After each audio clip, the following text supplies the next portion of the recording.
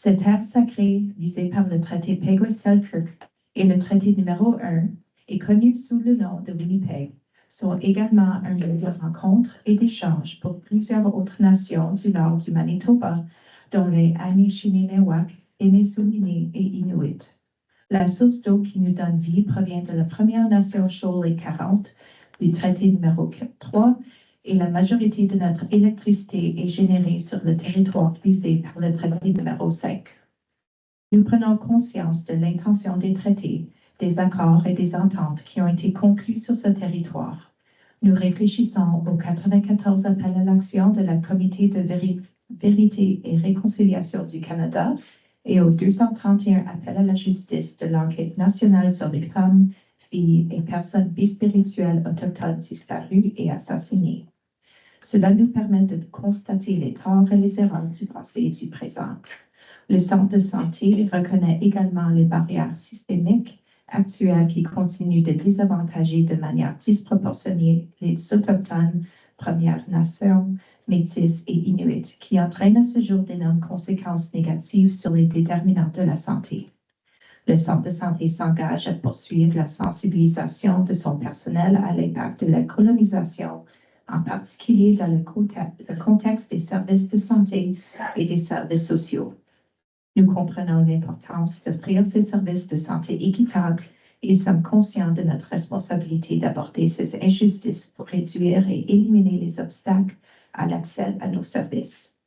Nous travaillons activement sur notre plan de réconciliation, d'équité, de diversité et d'inclusion avec le soutien des membres du Cercle consultatif autochtone du Centre de santé. Nous nous engageons à le mettre en œuvre dans le but d'établir des relations respectueuses entre les Autochtones et les non-Autochtones. Merci beaucoup, Dariane. Alors, j'ai eu l'occasion de rencontrer notre invité l'année passée, en 2024, à un moment donné, un déjeuner. Et entre autres, c'est les belles personnes à la liberté qui m'ont fortement encouragée de parler à Stanislas, étant donné qu'il venait de faire un partage pour la série Balado que la Liberté vient de lancer dans le cadre de ce très grand projet de Trois-Rivières dans sa 4e édition. Et puis, alors, Stanislas Bell est d'origine camerounaise et naturalisé canadien. Il vit au Manitoba depuis 12 ans. Il travaille au Musée canadien pour les droits de la personne comme manager de l'équipe des services aux visiteurs. En parallèle, il est entrepreneur et dirige sa propre entreprise de coaching en fitness, SCB Fitness, dont la mission est, et je cite en anglais, Community Empowerment Through Inspiration. À travers SCB Fitness, Stanislas vise à encourager les individus à atteindre leur plein potentiel, tant physiquement que mentalement, en renforçant leur confiance et en créant un sentiment de solidarité au sein de la communauté. Son approche s'appuie sur l'inspiration comme moteur de transformation personnelle et collective, où chaque personne est encouragée à se dépasser pour contribuer positivement à la société. Et on va l'entendre aujourd'hui, il est fervent défenseur de la lutte contre le racisme et la discrimination, s'engageant activement pour promouvoir l'inclusion et le respect de la diversité. Bienvenue, Stanislas.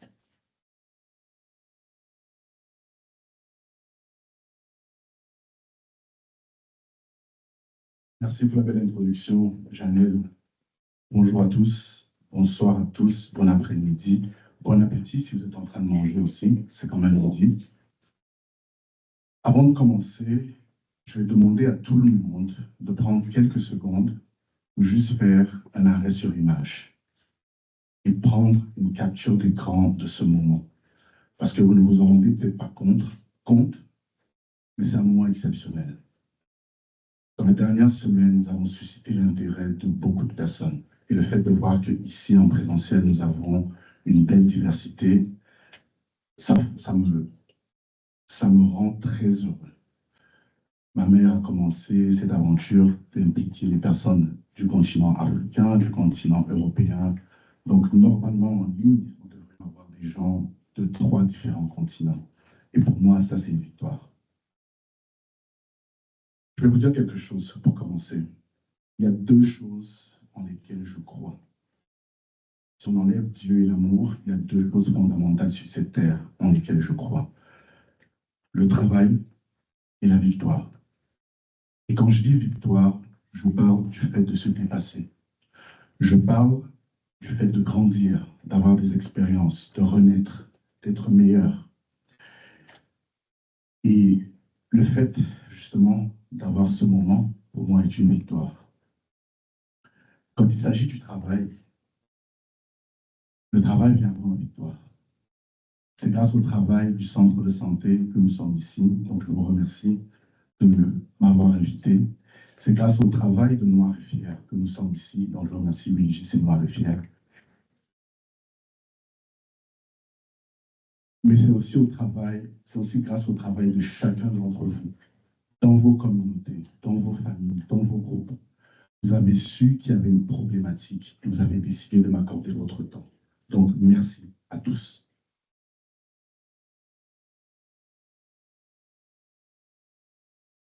L'histoire qui va vous être contée aujourd'hui, parce que c'est une histoire, est un paragraphe d'un livre qui sortira dans quelques années. C'est un livre qui racontera les péripéties d'un homme noir, et je vous laisse deviner lequel. Ses batailles, ses défaites, ses victoires, son travail. Et le livre s'appellera Le voyage de l'espoir. Si je pouvais donner un nom au paragraphe d'aujourd'hui, je l'appellerais l'épiphanie de l'espoir. Vous allez comprendre pourquoi. Quand je dis que c'est un paragraphe, c'est pour vous dire à quel point les expériences, à quel point il y en a à dire. C'est juste, je vous prends aujourd'hui juste un petit morceau que je vais partager avec vous. Je vais vous emmener dans la cabine de pilotage avec moi pour que vous puissiez le vivre et le vivre profondément. C'est pas une histoire qu'on m'a racontée, c'est pas quelque chose que j'ai lu, c'est pas quelque chose que j'ai entendu à une conférence. Ça sort de mes tripes. C'est quelque chose de vécu. Et je dirais aussi, avant de vous demander si vous êtes prêts à embarquer, parce qu'on va embarquer pour ce voyage, je dirais aussi que je n'ai pas la prétention de dire que j'ai la meilleure des histoires ou la meilleure des expériences. Je n'ai pas la prétention de dire que je suis un expert du racisme. Mais tant de nos frères et sœurs noirs subissent le racisme dans les hôpitaux et partout ailleurs. Et de 2 choses l'une. Soit ils ou elles rentrent chez eux et essayent d'oublier ce traumatisme, soit ces personnes meurent. Mais dans les 2 cas, le silence règne. Et moi, j'ai eu l'occasion, l'opportunité, la chance de renaître à travers une histoire qui a fait en sorte que j'ai frôlé la mort. Et quand je suis revenu, je me suis dit, je sais ce que j'ai à faire. Il est temps de sortir du silence. Et c'est pour ça que vous êtes ici aujourd'hui. Alors, je vous demanderai à tous, avant de commencer, est-ce qu'on est prêt à embarquer?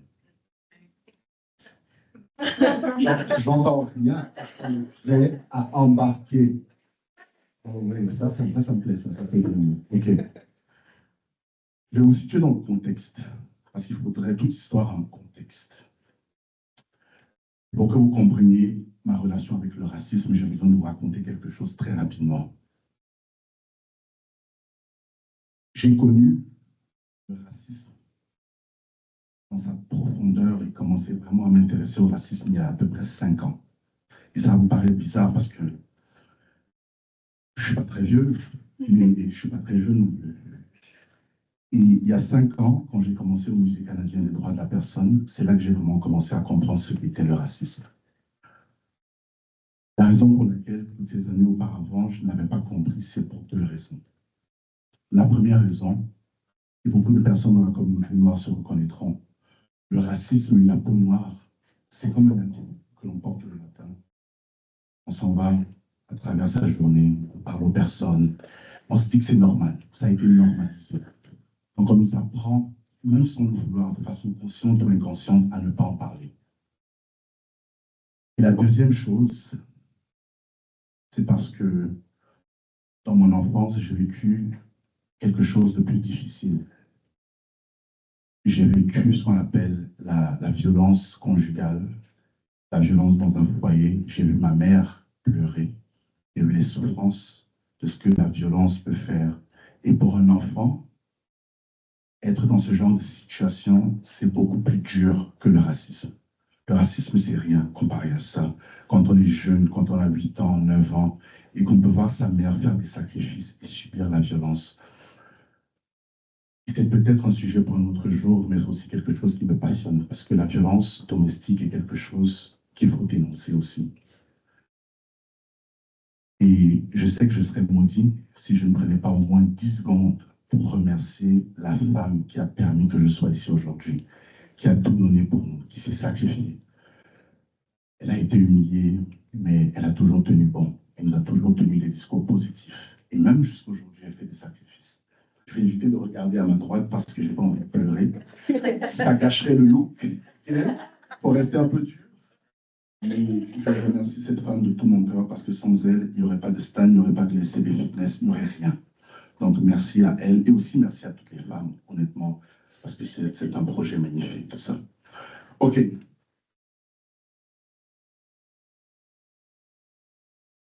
Maintenant, je vous emmène en avril 2023. J'étais en vacances au Cameroun.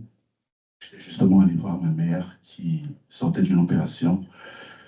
Et pendant mon séjour, pour ceux qui connaissent, sur la route de Kribi, je me suis fait piquer par un moustique. Je me suis rien dit au moment. Ça s'est passé, ça s'est passé. Et pour moi, je commençais à ressentir des petits malaises. Mais, fidèle à moi-même, j'allais au gym tous les jours et j'arrivais à me débarrasser de ce sentiment de malaise. J'ai fait 2 semaines au Cameroun avec le virus dans le corps. Je suis rentré au Canada. Et pendant 1 semaine, j'ai tenu encore avec le virus dans mon corps. Et je pensais, pour moi, je me disais, c'est le changement de température. Ici, il fait moins 40, au Cameroun, il fait moins 30. L'amplitude thermique est incroyable. Donc pour moi, je me dis, ça doit être l'eau, ça doit être la température. Et pendant 1 semaine encore, je tiens, jusqu'à ce que finalement, mon corps lâche. L'ironie du sort, c'est que pour une personne normale, les symptômes se seraient vite vus dans les jours qui suivaient la piqûre. Et j'aurais certainement été traité de façon rapide. Mais si vous croyez au destin, si vous croyez en ce qu'on appelle le très haut, il y avait une mission. C'était pour une raison. Et cette raison-là, je vais vous l'expliquer tout de suite. Finalement, mon corps lâche. Et je me mets à sortir tous les liquides de mon corps.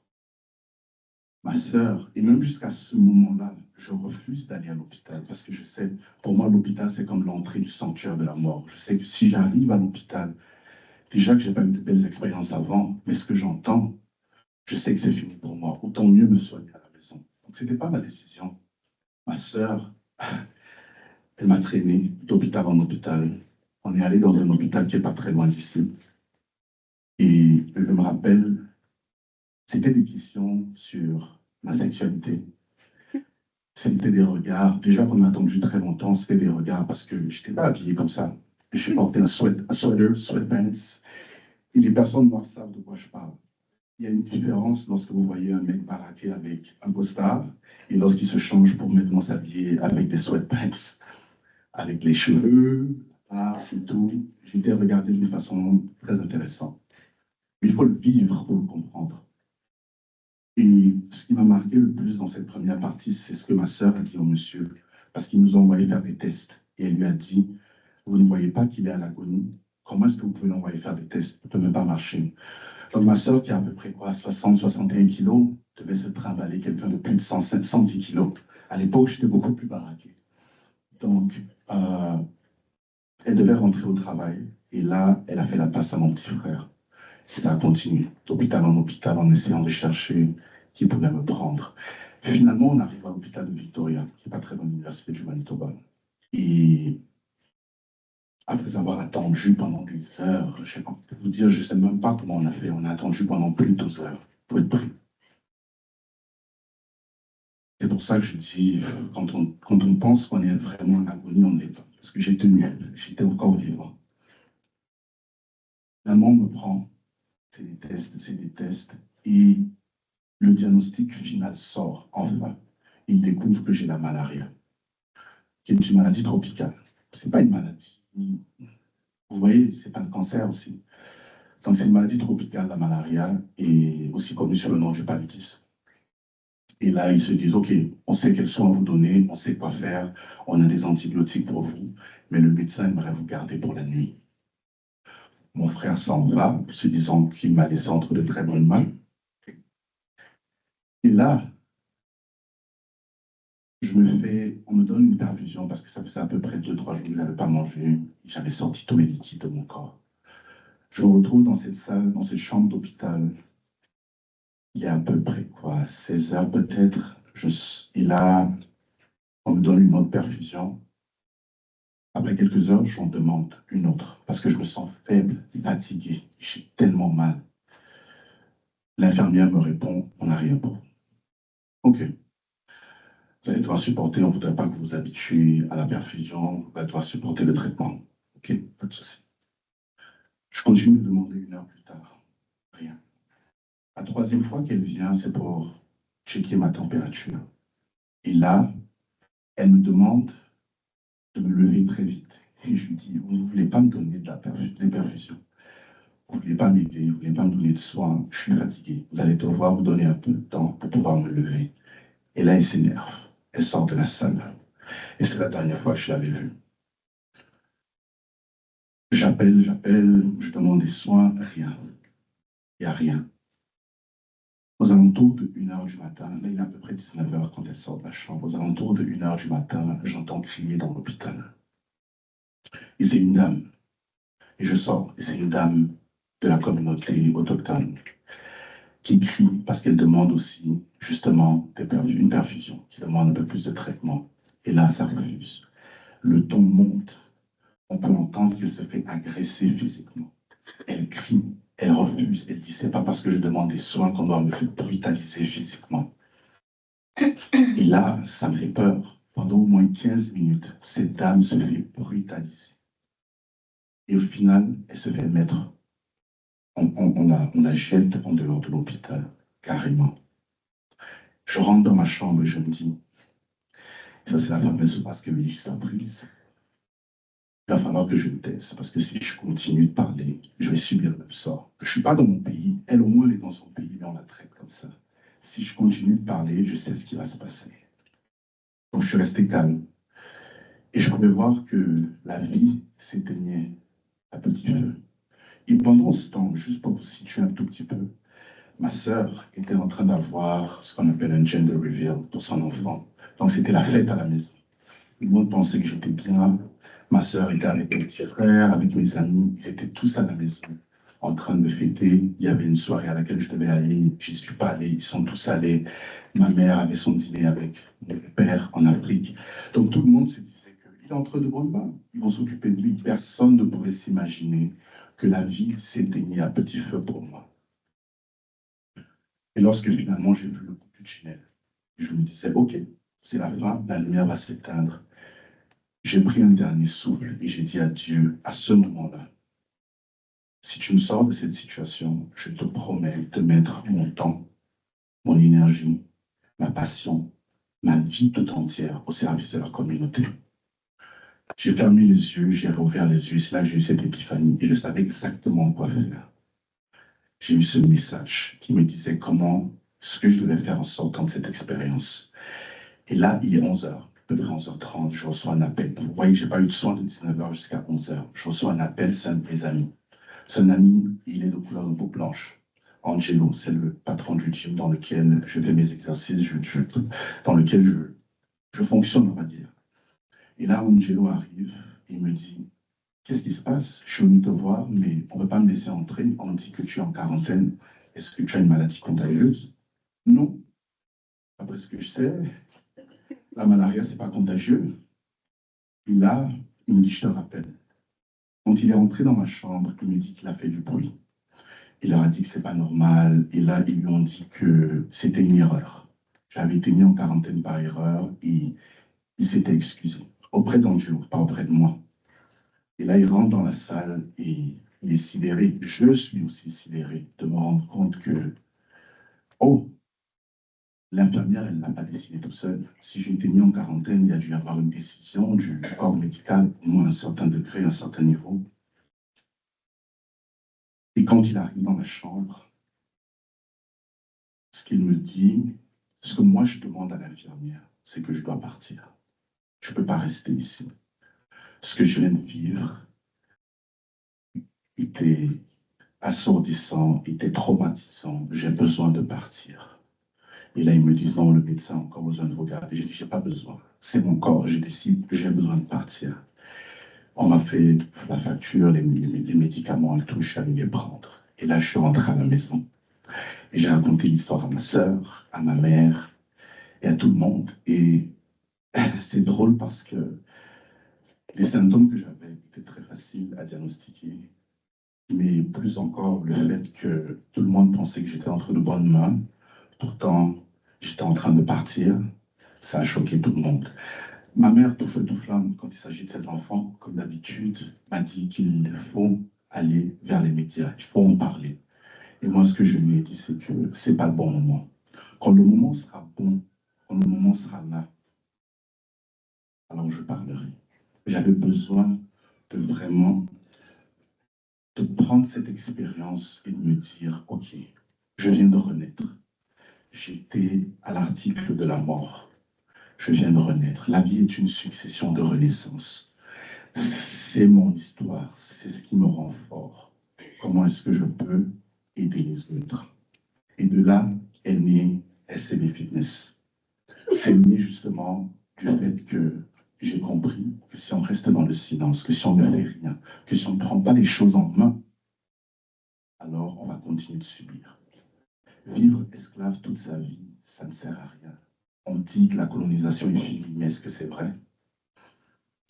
Et le but de mon entreprise, comme vous l'avez compris, c'est de prévenir. Parce que je ne peux pas mettre ma voix dans le système médical, du moins pas pour l'instant, jusqu'à ce qu'il y ait des changements.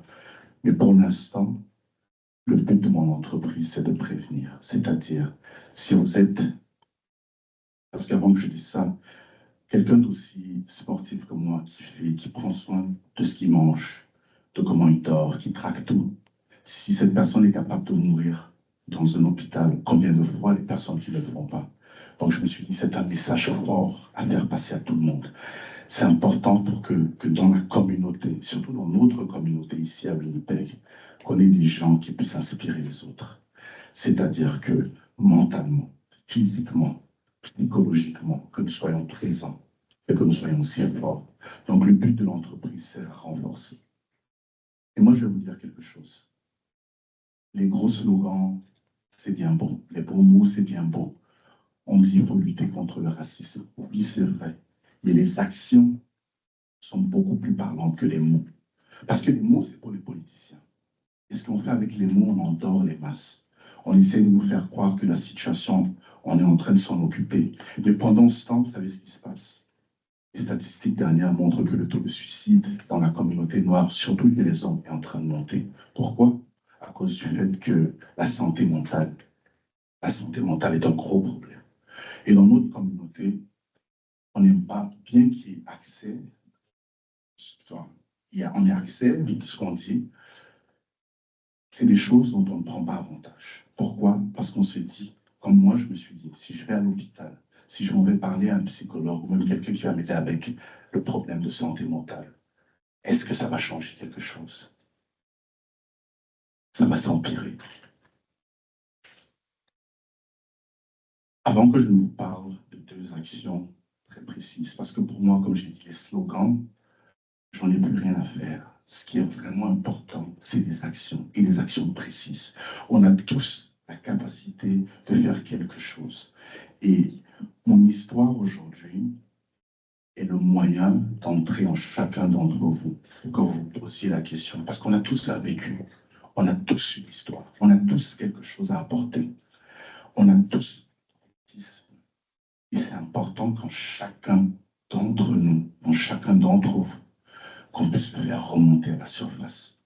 Parce que c'est ensemble qu'on peut changer les choses. Et quand je dis ça, je ne m'adresse pas seulement à mes frères et sœurs de la communauté noire, je m'adresse aussi aux alliés de la communauté blanche.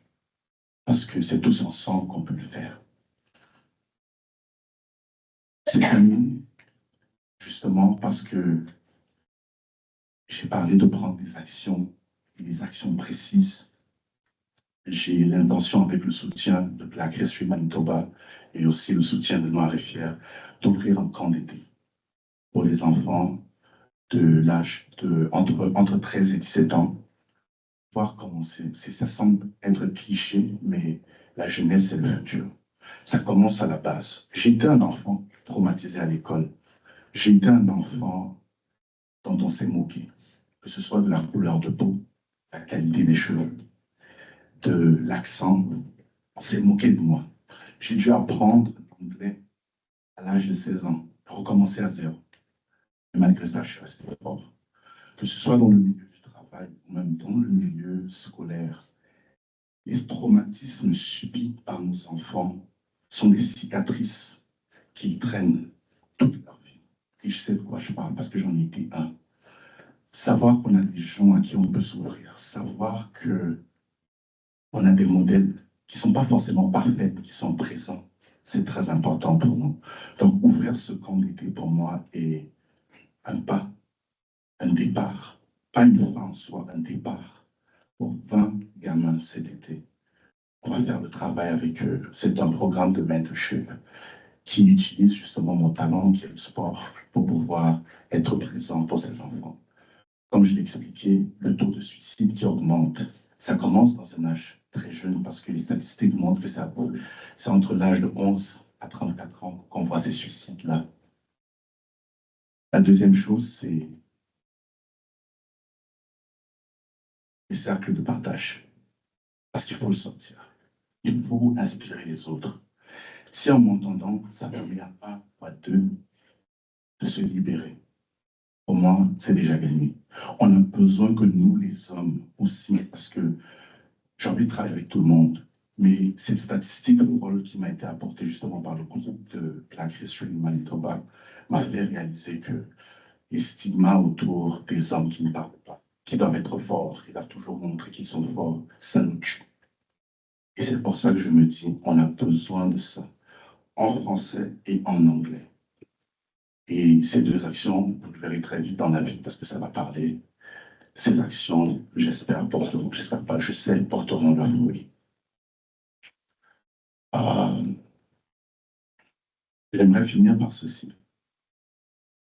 J'étais à Montréal le week-end passé, parce que je m'apprête à vous dire quelque chose qui est censé choquer les consciences.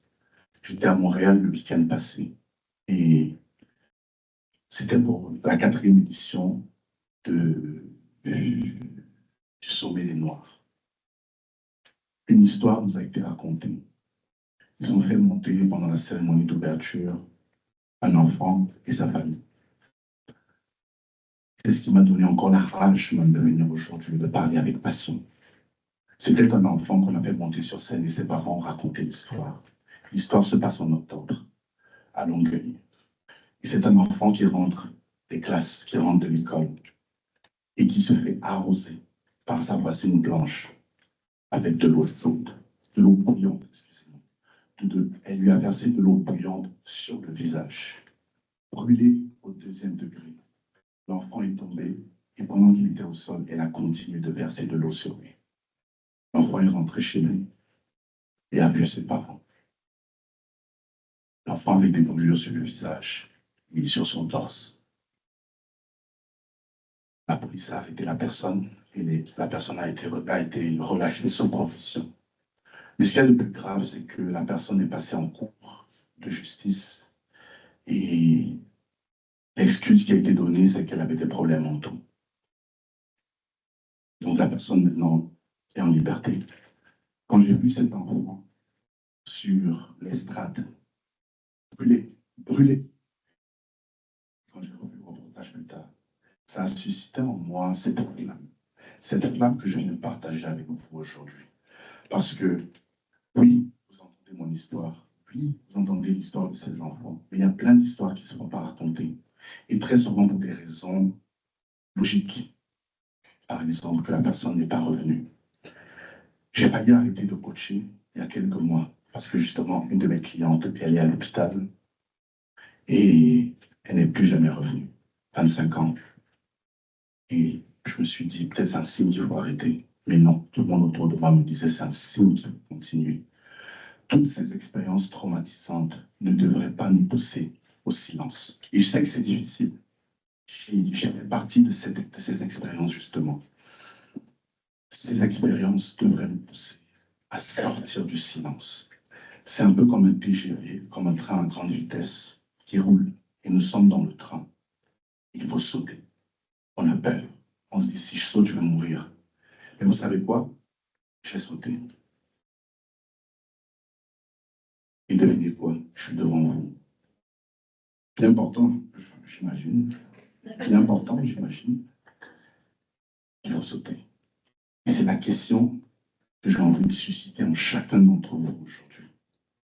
C'est-à-dire, est-ce que vous êtes prêts à sauter? Vous pouvez sauter pour vous. Vous pouvez sauter pour les membres de la communauté. Vous pouvez sauter pour votre fille, votre frère, votre sœur. Mais il faut sauter. Il faut sortir du silence. Donc, merci pour avoir écouté.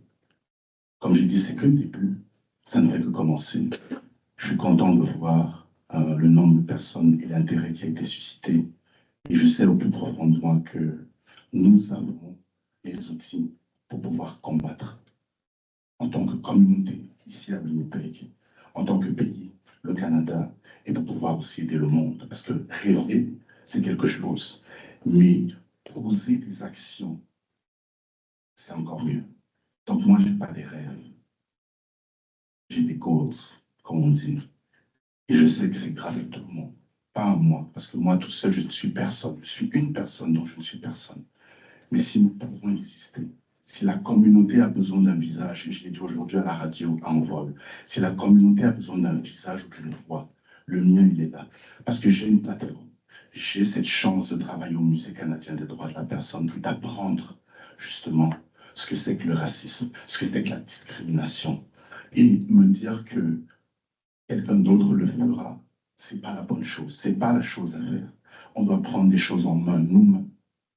Donc merci. God bless everybody.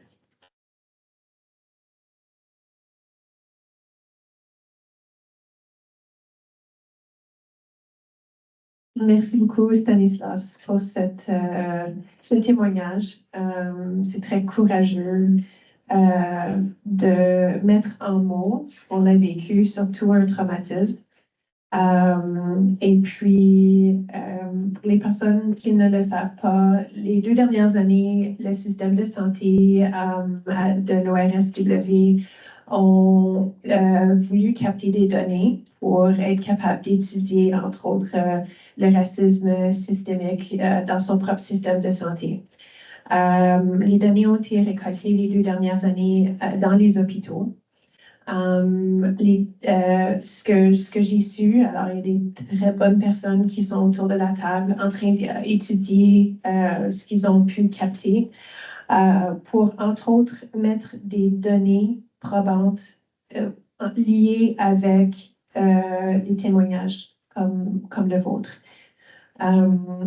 Et je suis d'accord avec toi, faudra qu'il y ait des actions par la suite. Ce n'est pas juste les données probantes qui sont importantes, mais qu'est-ce que nous, collectivement, on va vouloir faire pour créer des changements dans le système de santé.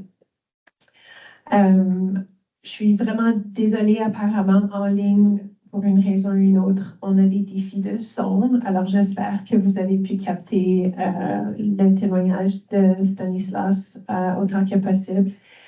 Alors, est-ce qu'on a des questions dans la salle? Des commentaires? Oui, allez-y. Oui, je vais pas trop avancer, s'il vous plaît, parce que sinon, on va avoir du gros feedback des haut-parleurs. Je suis Ignace Bernardin Cholo. Bonjour tout le monde. Je suis Ignace Bernardin Chono. Je suis là sous deux casquettes. D'abord comme un employé de l'accueil francophone et puis quelqu'un qui s'intéresse à la communauté, qui essaie de participer à la vie canadienne en général. Et puis la deuxième casquette, je suis un ami de la famille de Christian. Ma question, elle est directement à Christian. Alors, après le vécu à l'hôpital, est-ce que entre-temps, il y a eu des démarches que tu as essayé de faire, de rencontrer par exemple le management de l'hôpital pour de faire des remarques et des suggestions pour améliorer peut-être l'expérience d'autres personnes de la diversité noire? Merci pour la question et merci d'avoir révélé mon deuxième prénom à tout le monde. Il n'y avait pas besoin de le faire, mais non, on va l'appeler Christian, j'imagine. Justement, après cette expérience, ma mère et Wilgis m'ont demandé justement de faire des actions. Et je ne voulais pas que cette histoire soit perdue. Je ne voulais pas réagir sous le feu du moment, sous le coup de l'action, sous le feu de l'action, je veux dire. J'ai décidé de prendre un peu plus de temps pour m'occuper de moi-même et de vraiment comprendre ce qui s'était passé.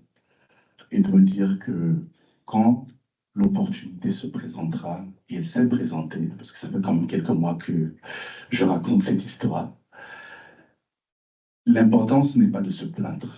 Et ça, c'est mon approche personnelle. L'important, c'est de créer le changement. Allez voir cette entreprise que j'appelle l'hôpital, dans lequel j'étais, n'aurait pas forcément changé les choses. Je ne sais pas ce qui se serait passé. Beaucoup de gens se plaignent, rapportent les problèmes liés au racisme et à la discrimination. Et je suis même dans le lieu du travail, on le voit. Mais qu'est-ce qui se passe vraiment? Qu'est-ce qui se passe? C'est la question qu'on doit se poser. Moi, je me suis dit, j'ai eu mon épiphanie, je sais quoi faire. Je sais ce qu'il faut faire pour moi personnellement et comment inspirer d'autres à faire pareil. Janelle a parlé du manque de données au Canada, c'est très vrai. Les statistiques aux États-Unis, il y en a beaucoup et on est très proche des États-Unis, donc on se dit toujours que, vous savez, c'est à côté, donc on peut faire le lien. Mais pourquoi est-ce qu'on n'a pas de statistiques au Canada? C'est très simple. Les gens n'en parlent pas. Et les gens, quand ils en parlent, c'est étouffé. On a besoin de faire un son qui est fort. Et tout seul, je ne peux pas le faire. Mais c'est un cri. Ce n'est pas un cri de désespoir qu'il faut, c'est un cri d'espoir. Donc, les actions que j'ai posées ont été de monter mon entreprise, de trouver des moyens de finalement faire ce que je devais faire. Parce qu'avant, pour que vous sachiez, tout le monde me disait, il faut que tu sois un coach. Pourquoi? Parce que ça fait 7 ans que je suis dans le sport. À l'époque, c'était la même chose quand j'étais au lycée. Il faut que tu fasses ingénierie ou que tu fasses médecine. Pourquoi? Parce que j'ai des bonnes notes en maths, physique et chimie? Non. On a besoin d'un vrai moteur, on a besoin d'une raison. Et la raison m'a été donnée. C'est un jeu un peu différent. C'est la vie des personnes, c'est la vie des gens de ma communauté. Et donc, j'ai pris le temps de vraiment y penser, de me lier et de faire des partenariats avec les bonnes personnes, les bonnes entreprises, les bonnes communautés. Et aujourd'hui, de commencer un mouvement. Un mouvement qui, j'espère, pourra générer plus d'inspiration pour les jeunes et aussi pour le reste. Merci.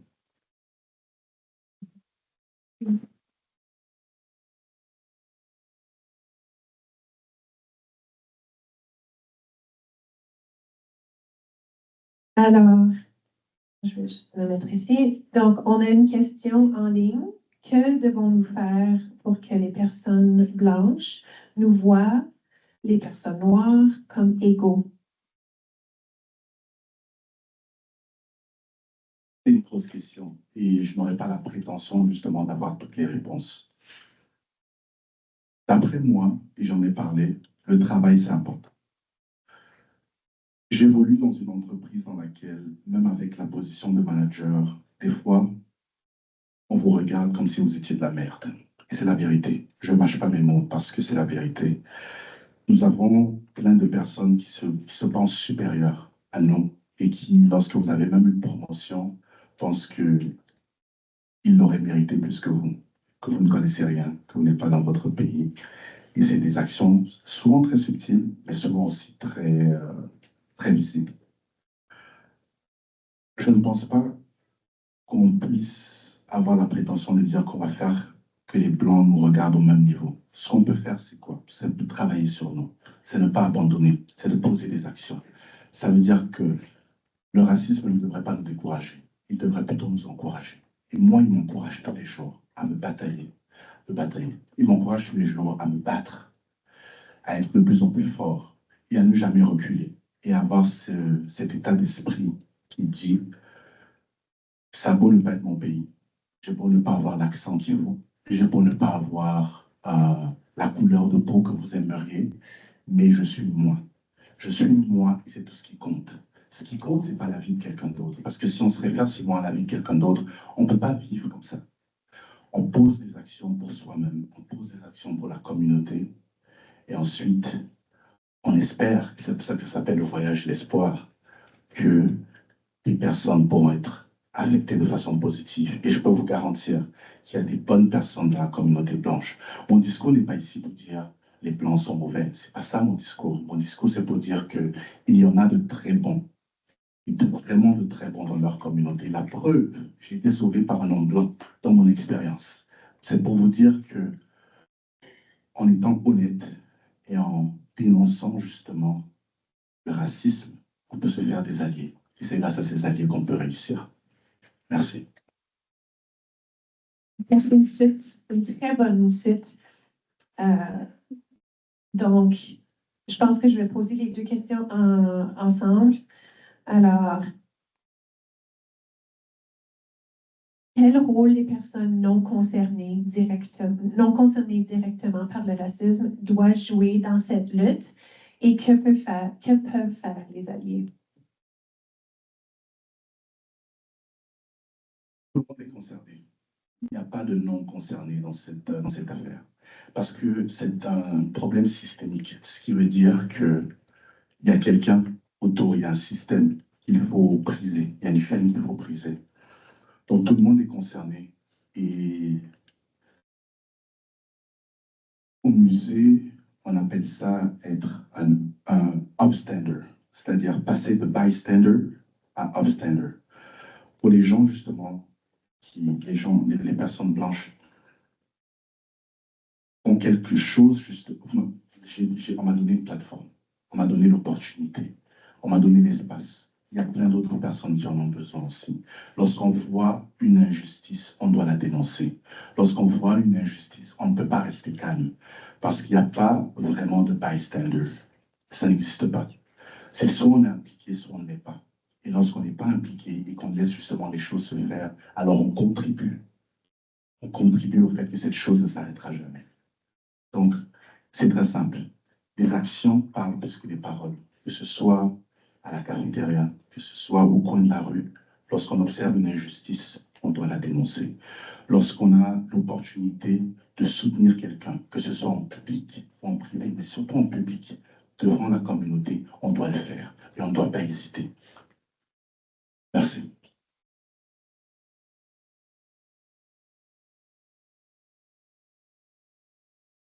Bonjour, merci beaucoup de votre courage et de votre générosité de partager une histoire aussi intime. Merci. Moi, je suis Gisèle Saletroc. Je suis travailleuse sociale à la retraite. Et depuis toujours, je lutte, moi, pour les services en français. Ça a été au-dessus de 50 ans. Et là, je suis vraiment fière qu'on a le centre de santé, qu'on a beaucoup de services. J'accompagne souvent des gens qui sont francophones, multilingues, mais qui ne connaissent pas l'anglais. Alors, je joue un rôle parfois de traductrice auprès de ces gens qui vont voir le médecin. Puis, je reconnais que, imagine, là, toi, tu es bilingue et tu as eu ces difficultés. Alors, quand on va s'exprimer, les douleurs ou quoi que ce soit, c'est une couche là qui est un obstacle vraiment important. Alors, je suis vraiment heureuse quand même là, des progrès qui ont été faits. Je sais que dans d'autres organismes auxquels j'appartiens, on faisait la lutte là, pour avoir des services de linguistique. Et puis ça, c'est un domaine qui a été accru beaucoup. Hein? Je suis heureuse de voir que parfois, au rendez-vous, il y a quelqu'un là pour faire la traduction. Et pas juste en français. T'sais? Alors, il y a des petits bouts, là, des petits bouts de chemin. Alors, il faut continuer. Je me considère un peu une personne qui crée des liens. Je connais les ressources, beaucoup de ressources qui changent, par exemple. Et puis, il faut les faire connaître à la population générale. Alors, oui, si je peux vous aider, trouver des pistes ou quelque chose, mais il y a eu des progrès déjà beaucoup, mais il y a beaucoup à faire. Imaginons si on est au Mexique puis on ne parle pas l'espagnol. Alors, félicitations quand même au progrès fait, mais il reste du boulot, n'est-ce pas?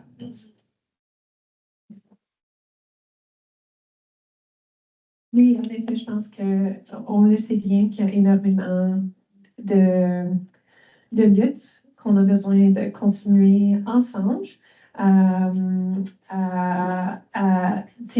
soit éliminer les barrières, à contourner, trouver des solutions. Je pense que ça ne se fait pas seul. Je pense que le fait que tu mènes ce mouvement est important et que plusieurs d'entre nous veulent faire partie de ce mouvement et suivre ce mouvement, c'est super important. Être la seule à crier, ça c'est quelque chose que j'ai dit dans le balado, crier tout haut, tout fort pendant combien d'années, ça amène à quoi?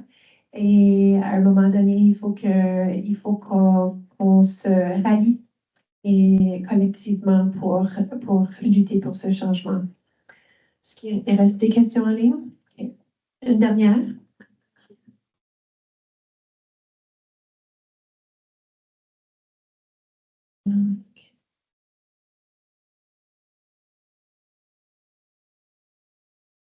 C'est une UDP?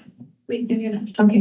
Étant donné que la plupart des personnes victimes de racisme se taisent, qu'avez-vous prévu concrètement pour qu'elles aient le courage de parler et de ne plus se taire?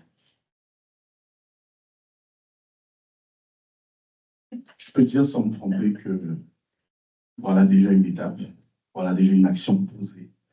Pas un commentaire, pas une phrase, pas un slogan, c'est une action. Cette conférence sera enregistrée certainement et très certainement repartagée.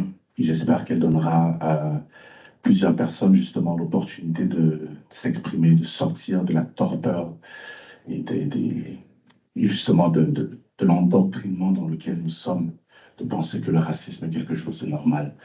Les balados sont sortis, il y a des actions qui sont posées.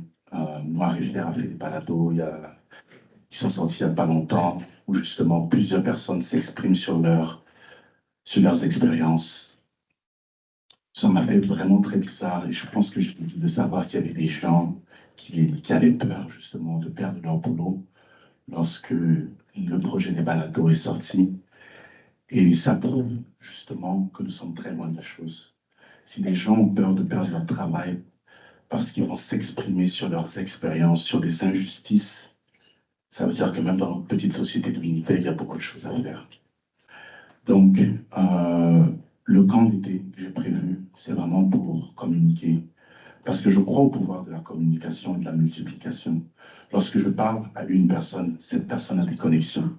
Et cette personne a aussi des connexions. Et ces connexions ont des connexions.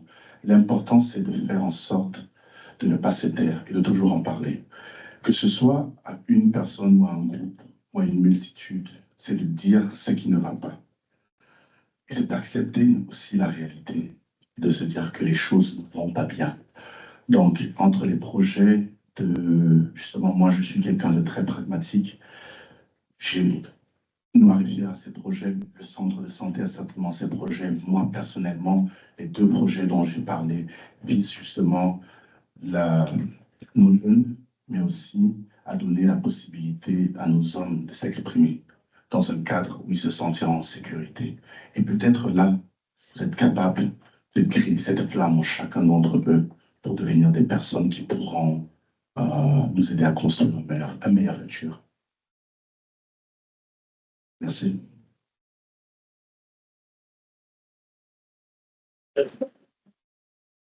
Et je pense que ça conclut bien cette conférence midi. Désolée pour les personnes qui ont encore des questions en ligne. On peut les poser à Stanislas et puis on pourra les soumettre.